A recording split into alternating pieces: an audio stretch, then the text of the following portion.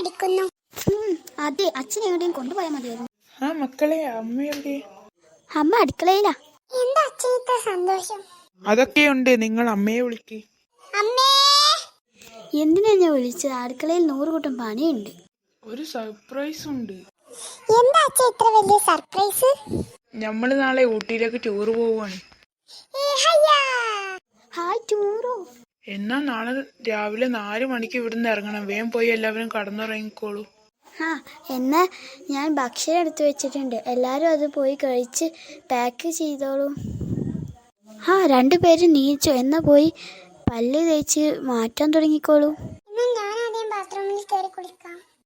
വേഗം കയറി, എന്നിട്ട് വേണം എനിക്ക് കയറാൻ. അമ്മ, അച്ഛനെവിടെ? അച്ഛനും കുളിക്കാൻ കയറിയിട്ടുണ്ട്. അവൻ ഇറങ്ങിയിട്ട് വേഗം നീ കയറി. അമ്മ, അവൻ ഇറങ്ങട്ടെ. എന്റെ കുളി കഴിഞ്ഞു. ഇത്ര പെട്ടെന്നോ? എന്നാ ഞാൻ വേഗം കയറട്ടെ. നീ എന്ത് കുളിയാടാ കുളിച്ച്? ഞാൻ കുളി. എന്നാ അവളെ ഇറങ്ങട്ടെ, നീ പോയി മാറ്റിക്കോ.